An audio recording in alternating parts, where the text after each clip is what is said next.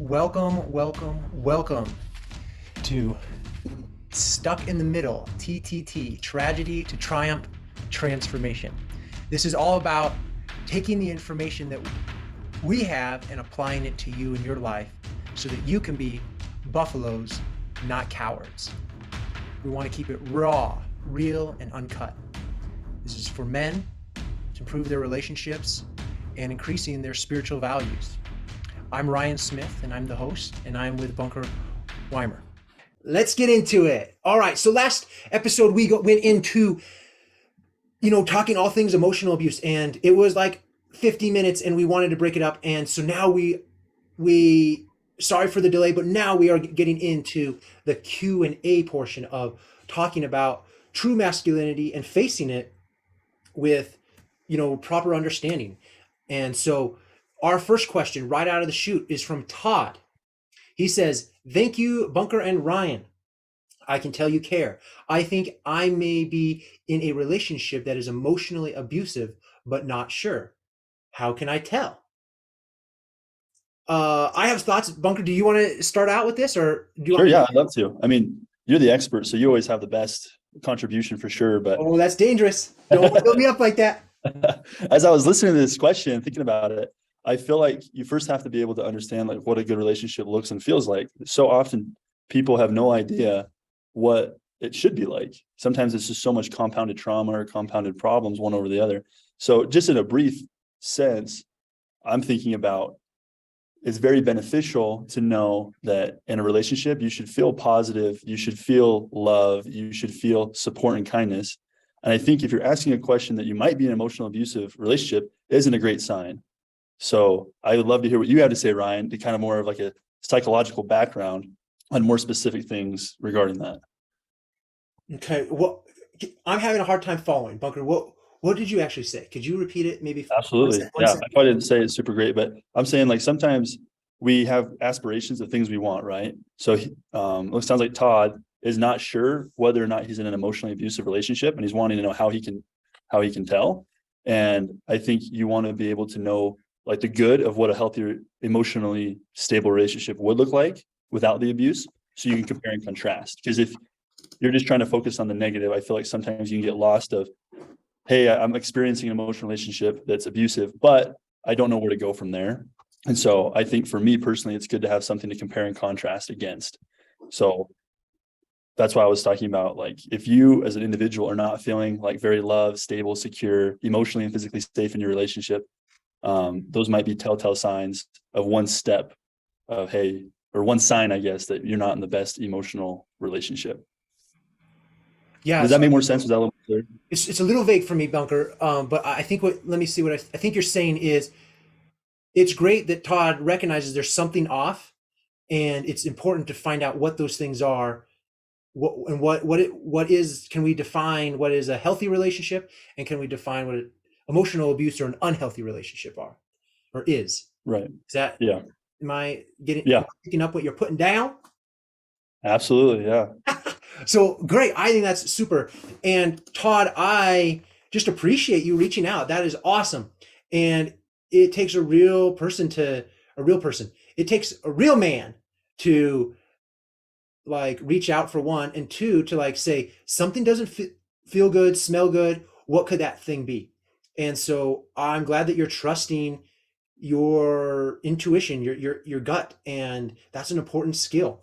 And as you were talking, Bunker, I actually pulled something up that I think helps to define what is healthy and unhealthy in a relationship, because that's kind of an ambiguous place to be, right? And so let's define it.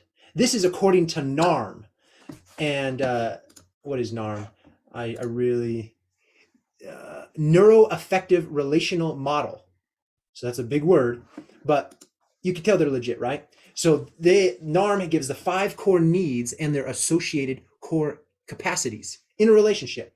And it is first, connection; second, attunement; 3, trust; 4, autonomy; and lastly, love and sexuality. And so with going with connection, they say the capacity to be in touch with your body and your emotions, and capacity to be connected with others. Okay, so there's this ability to kind of go in flow and be in connection with others, right? Okay, so then attunement, capacity to attune our needs and emotions. So you're going to be able to regulate those and recognize, reach out, and take in physical and emotional nourishment. Okay, so what is this really saying? I think connection is like coming towards, and attunement is when you like need to separate it, and there needs to be like a healthy balance of those. Trust says capacity for healthy dependence and interdependence, and that kind of goes back to this connection, which is like dependence on, and like attunement is like interdependence, and like it's like you have to have that trust. Autonomy says you can set appropriate boundaries, you can say no and set limits, you can speak your mind without guilt or fear. And then love, sexuality is capacity to live with an open heart, capacity to integrate loving relationships with a vital sexuality. Okay, so that sounds like fine. Well, okay, so there's going to be this ability to set appropriate boundaries, there's going to be dependence and interdependence. That's all good and said. But now, what really makes sense, that's the definition of healthy, but it will make more sense when we talk about what is unhealthy in contrast. So they have these 5 core things. This is continuing with the NARM thing: connection, attunement, trust, autonomy, love, and sexuality. And they have 2 polar ends. One is shame-based identification, and one's a pride-based identification. So we're getting kind of nerdy. Can we keep going with this, Bunker? Oh, absolutely. Yeah. Are we getting too deep in this? No, I think you're doing good. This Okay. is, if you feel like it's valuable, I think you should share it. Yeah, I think this is great. So connection. So in a shame-based identification, which is unhealthy for connection, there's going to be shame just at existing and feeling like a burden, feeling like you're not belonging. Right. So if that's your identity, like that's going to create a bad relationship. And then pride based is pride in being a loner, pride in not in needing others, pride in not being emotional. So so basically in connection, you're not going to be in tune with your body and your emotions. You feel shame around it, and you have a desire to want to connect. Whereas in an unhealthy would say, oh, I feel shame for wanting to connect, and I want to kill those feelings and those needs to connect with others. And the pride place would just try to kill it and say, oh, I want to be alone. So basically, there's an unhealthy place is that they are like the Batman or the Iron Man that says, get away from me. I don't need you. Do you feel like that's kind of what John Gottman says when he refers to stonewalling? Yeah, exactly. Okay. Especially here, like in this pride place. But even I think stonewalling would, both of these pride and shame based, you're turning your back on them and saying, you don't bother me, and you're going to go numb yourself to something, usually your drug of choice. It could be the social media, it could be going hanging out with the guys, going to your man cave, pornography, what other drug of choices are there, just going to your hobbies and maybe going to the gym too much or something like that. And that's like a place where you're Yeah, kind of escape to. maybe at one point we can I think it'd be good to distinguish where the line, if there is a line between what is self-care and what is an addiction. That would be a great topic to How cover. can we tell the difference between what activity is maladaptive versus I'm gonna write this down, maladaptive versus like adding like value and like needed for you. So I'm gonna write that stuff down. So addiction versus self-care. So I think that's an important distinction in going to your man cave. I'm just going to continue with this, and I don't want to spend too much time on this, so I'm going to just say this really quick, but I think it's important. So attunement, which they have your needs, is that you're in a shame base, is that you're going to be needy, unfulfilled, empty, and undeserving. And then a pride base is going to be you're the caretaker, you're in charge. Pride in being the shoulder that everyone cries on, makes himself indispensable, needed. Pride in not having needs. And so they're like Superman. They're always the rescuer, the savior. That's going too far. And then going too far in the opposite direction is that you're always needing, and like a healthy balance is that you You recognize that you have needs and emotions, and you reach out when you need it, and then you help others when you need it. That makes sense? Do you feel like a fair title for the person on the other side of it, from the stonewalling, would be like a pleaser? Yeah. Yes. Because the thoughts that I had while you were talking, there's just some people that I know, men and women, who kind of seem to get their identity lost in the relationship itself, trying to change or bend over backwards to appeal to the other person. And no matter what they do, it's just never enough. And then in a pretty short period of time, they can feel very lost and confused. And at that point, it just snowballs. At Yes. least that's my Yes, observation. and we're going to get into this a little bit more in these kind of uh, these roles that we play. So I'm glad you brought that up. More to come on that. Perfect. Just the extremes of unhealthy in trust is that you're going to feel small, powerless, used, betrayed. And then on the other extreme is that you're strong and in control, successful, larger than life, and you're the user and betrayer. And we've talked about this before, is like you become the Superman, and therefore you have so many walls around your heart, you're impenetrable, and you become to victimize others. And you have the rule, I got hurt, and therefore I'll never let anyone hurt me. But in that rule, you begin to hurt others, and you become the very thing that you hate. Moving on, the last two of this five, we did connection, attunement, trust. Now, fourthly is autonomy. And the shame based is angry, resentful of authority, rebellious, enjoys disappointing others. And then the other extreme is that you're nice, sweet, compliant, good boy or girl, fear of disappointing others. So, in terms of autonomy, you are the pleaser, right? You're always compliant on the pride base section, or you're just like a rebel without a cause, and you just only, if they say one thing then you do the opposite, not because you want to, but just because you're want to exercise your autonomy. And they're like, hey, let's go to Subway. You're like, no, I'm gonna eat dirt. That's what, because you said Subway, I'm gonna eat dirt just to be a rebel. So that would be exercising your autonomy, but it's not like really what you want to do. You're just like being rebellious, right? Right. And lastly, love and sex. So the shame base is that you're hurt, rejected, physically flawed, unlovable, and unloved. So a lot of hurt there. Just you have these lens that the world is unsafe, and men are unsafe, women are unsafe, and my ex hurt me, and so probably all women are evil, and I become a He-Man woman hater, and never just not just rejecting all sorts of bids. And then like a girl like asks you, hey, you want to hang out? And you're like, no. But like, give it a chance, man. Open your heart. Try it out a little bit. And then on the pride based is that you reject first, kind of what we're talking about. You're perfect, grandiose, does not allow for mistakes, seamless, having everything together. So it's giving this facade that you're perfect and you don't need anybody.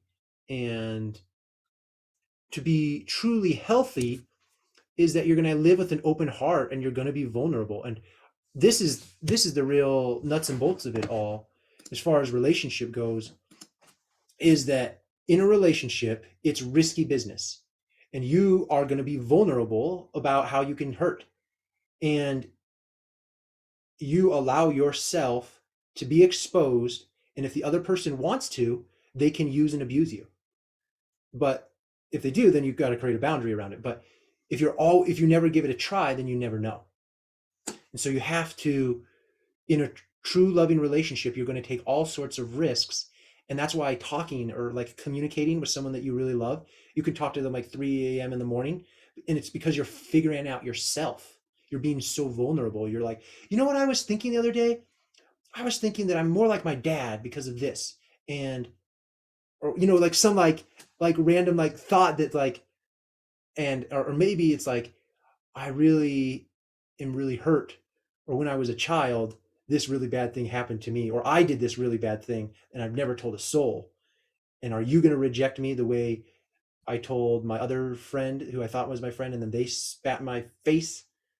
And like talking about that, if you can be that type of honesty, and then they catch you when you fall with that, that's when the trust and the intimacy happens. Absolutely. I love it. So do you think it's fair to say to Todd that out of all the things that you just explained and shared, that he might have to kind of do some self-assessment, maybe see where he's at, and then be able to determine whether or not how he feels? Yeah, I think going back to that, I think just say, I think on a scale of 1 to 10, taking these five things, How well connected do I feel with my partner? Because you might have to say, hey, like I'm on that far end of, how did you describe it? The person who's defiant and wants to eat dirt. You had a real phrase that you said that I kind of like, but the person who's more defiant and disagreeable, who does some stonewalling, or there's a person who's very pleasing, who can sometimes not do the best at setting boundaries, and they will kind of get pushed around. Yeah. So I think for Todd, it's like, how open do you feel like that you can share your vulnerabilities with your partner? And if you Right. can't do that, then that's a problem. And and then when you say, hey, let's not go there, this is a boundary for me, do they respect that? And so there's this healthy dependence on the relationship and interdependence, meaning there's this place where I need you and I can leave you and like say, hey, I'm going to be gone for 3 weeks, this business trip, and there's no like stalking like while you're gone or something like this anxiety when you're gone because you have a business trip that you need to go to.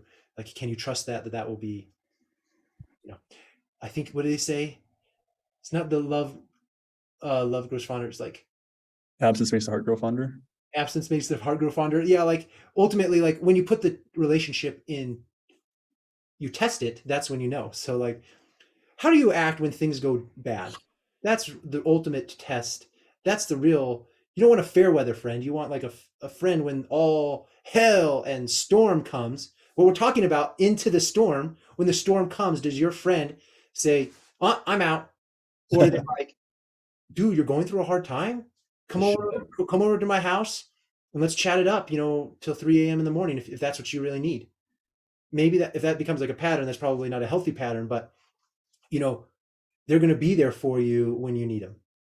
And so they're not going to run from the storm. They're going to go into the storm. Back to the TTT podcast. Full circle here. But we're not done. Um, Right. all that I just said was kind of a tangent from all of what you said. So thank you, Bunker.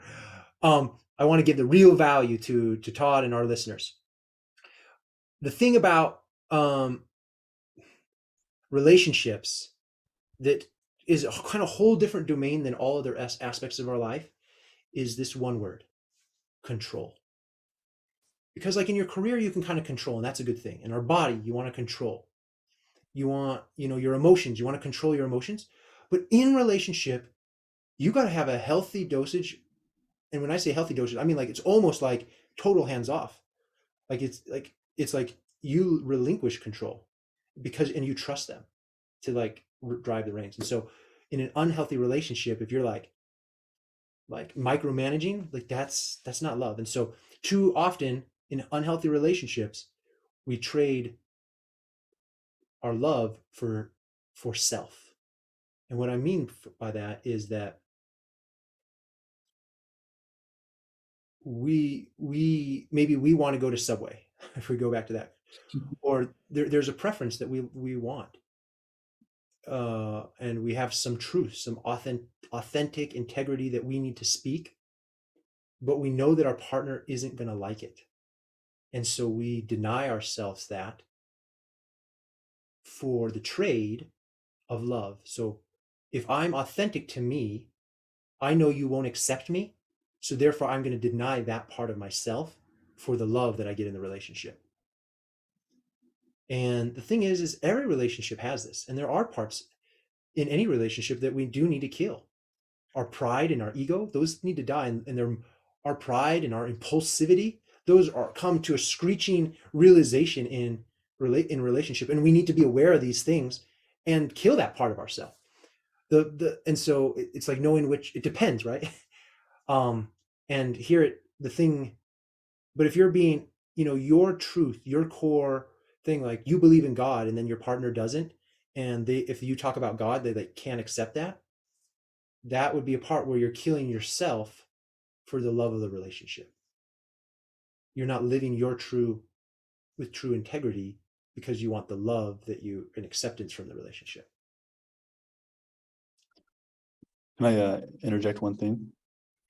So when I was on my trip in Guatemala, I took an audiobook with me and downloaded it. It's called Love is Letting Go of Fear. I've read it a couple times, but the author just speaks about kind of the contrast between love and fear and how they're opposites. And something that stood out to me, that reminded me of what you were saying, was that true love is not assessment. And so often we find ourselves as assessing others, ourselves, the situation, but true love is acceptance.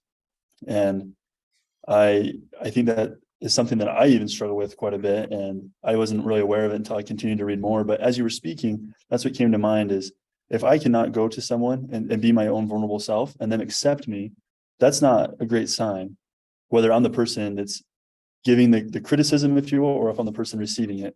And so it's kind of that twofold part. Anyways, that was just a thought that I had that I wanted to share is true love is acceptance. And if you're not feeling like there's that acceptance, then it would, like everything you were saying would kind of fit right into that. Say, I'm sorry. I think this is really deep. It's not making sense to me. True love is acceptance. Could you For say the same example, thing like in another way, and maybe it will make sense in my brain? I guess like think if we think of like vulnerability, like if I'm being super vulnerable with you and saying like kind of what you were saying, but I thought of it in a different way, I guess.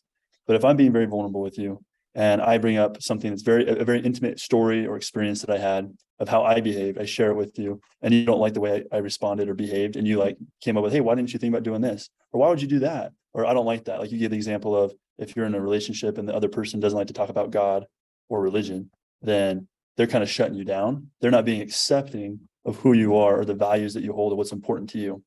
And what I'm saying is when that happens, that is not a true reflection of love. That's more of an assessment of you because we have expectations that we will place on people that are often unfair. Does that make a little more sense? Yeah. I think when you're saying assessment is um this is deep, is that like they're not truly accepting you. If you have something that's authentic for you and they invalidate it or cannot accept that part of you, then they're not truly accepting you. Right. And Is so it when I use the for word you? assessment, I'm kind of speaking in the sense of like we will always assess people around us where I'm being vulnerable and someone doesn't respond the best way and they make you feel kind of hurt, maybe. I'm going to assess that situation, kind of put up a wall a little bit and say, ooh, I didn't like how that felt. Next time, I'm not going to be as open with this person. Or the other way around, like say I'm in a relationship and I was telling them how important God is to me, or say it's the other way around. They were telling me how important God is to them, and I don't believe in God. And I make an assessment. Oh, I don't like this person. Maybe they're crazy or they're kind of weird. I don't want to have these conversations with them. Instead of coming from a place of love, where it's, oh, I accept you for who you are. I want to know why you feel the way that you do and what's going on with you. I'm not trying to make a criticism or have a false expectation of you. I feel like it all just goes together. But I might not have explained it the best way. But when you were Oh no, that speaking, was great. I think it's such a deep concept. So thank you for explaining it. And how I summarize what you're saying is this like thing. Oh, you're gonna hear me say this a lot because this is like a core belief of Ryan Smith, and that is everybody is a world to discover.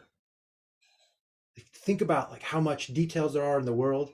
Every single individual like has that much nuance and that much uh, just depth and are dynamic. And so everybody is a world to discover. And if you objectify someone, see them only as like an object for sexual desire or something, and then that partner, starts, talking about God or something, and like, or maybe like outsmarts you or something, and you're like, wait, that's going to shatter maybe the paradigm, the object that you put them into, and they're right, expanding. You're like, get back into the box I placed you. exactly. But and so then therefore they're not truly loving you. They're loving their perception of what they think you are, which isn't true love. Exactly. And we do this all the time to people, all the time. Yeah, we It's think we know them, and then it's like, what? No, you don't.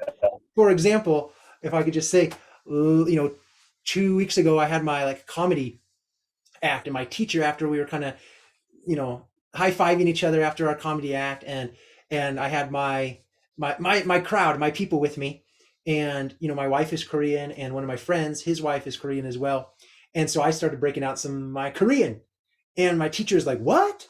You know Korean?" And I was like, "Yeah," and pretty good.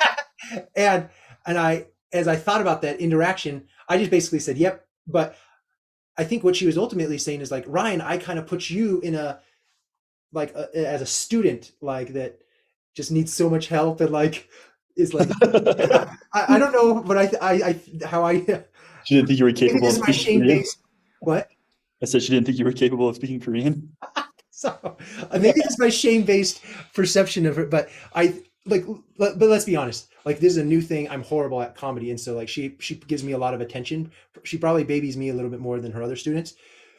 So with that being said, so she had kind of put me into a box that Ryan's an idiot and doesn't it doesn't know, like, he needs a lot of help, and therefore then I had a skill set that she doesn't. She can't speak Korean, and so that I think I had shattered what the paradigm that she had put me in.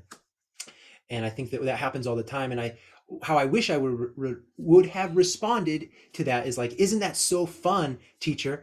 Her name is Leah.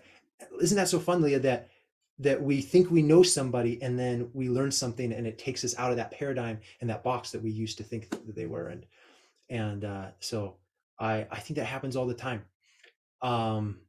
And I want to talk about this box a little bit more. But before I do, I want to say we are in a bad place when we are vulnerable to people's love. And we've talked about like the beta versus the alpha.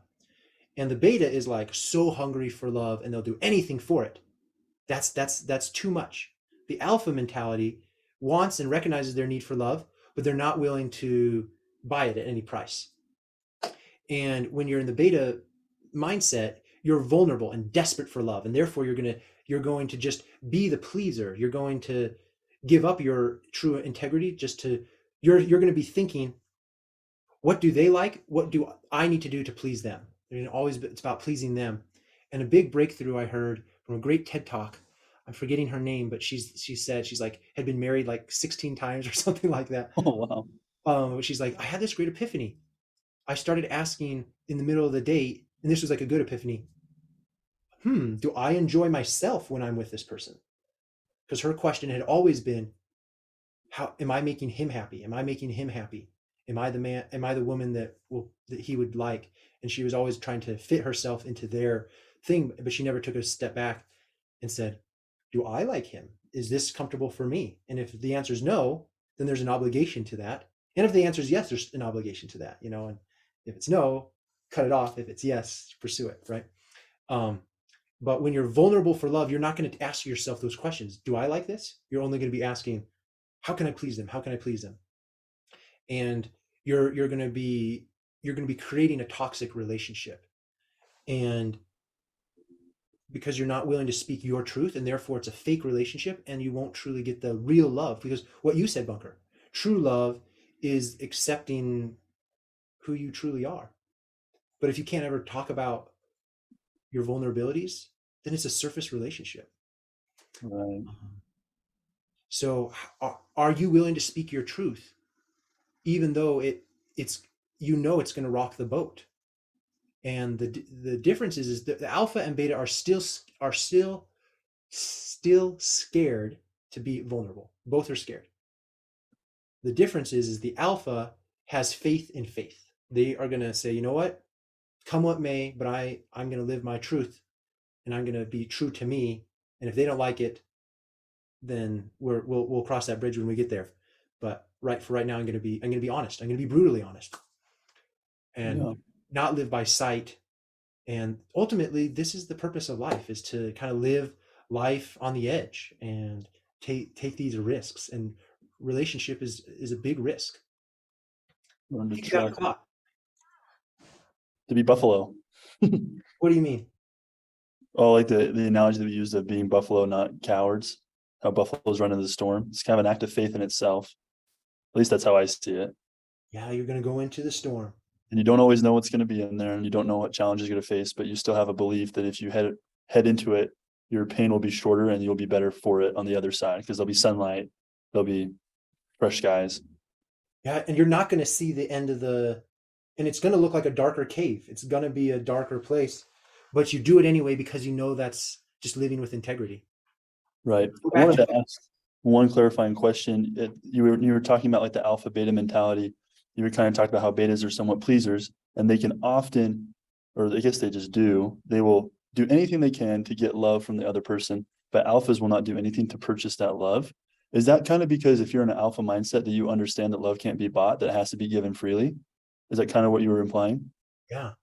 Because I think that's super valuable for people to to come from a mindset of saying like, if I'm going to receive love, it's going to be given to me freely. Like I don't need to go out and get it. And if I'm feeling like I do need to go get it, there's something off that I need to address with myself or the people I'm around. And I think that'd be great for even Todd's question. Like if you're sitting there and you're thinking all day, every day at your desk at work or wherever you're at in the car, and you're like, man, like I just want my significant other to like me, to love me. What do I need to do? If I did this, maybe she'll respond in a positive way. That's not a great. Anyways, that was just a thought that I had while you were speaking. I just wanted to like clarify. That say it one more time. I'm always challenge you to like Sorry. make it, no, because it's so good. But if you say it, I think it would be really say it in one sentence. Can I challenge you to do that, Bunker? Between the betas and the alphas. Yeah, like well, just what you just said. Yeah. The betas will do anything to metaphorically purchase love, whereas alphas understand that all love is going to be given to them freely. And so if they aren't able to get it freely, they do not pursue it or let that affect them. They'll go find it somewhere else. They'll put themselves in a different situation to receive love freely. I love that. And and where do they get that? Ultimately, it's not seeking another girlfriend or their mom or something like that. It's they find it within themselves and it's self-validation. And they got enough love from them. Your love or other people's love is extra. Yes. And so it's this time where you spend with yourself and you have enough. That's why you're willing, you have a little bit more security than the beta because they don't have love inside. So they're gonna lose everything. If that person doesn't love me, then they got zero. But the alpha says if they don't love me, at least I got myself, and that's enough for Right. me. The betas will be doing a lot of highs and lows over and over again, where alpha's more smooth sailing. And why is that? Is because the beta they are whatever their Instagram feed, that is the external world dictates their emotions. If things are going great on the physical plane, that is their indicator of how happy or sad, disappointed they are. So, but a true alpha is like, hey, no matter what happens externally in the physical world, my internal world is in a safe harbor and I'm not shaken because I Right. got enough love for me. And that's We could do a whole episode on that, I'm sure. ah,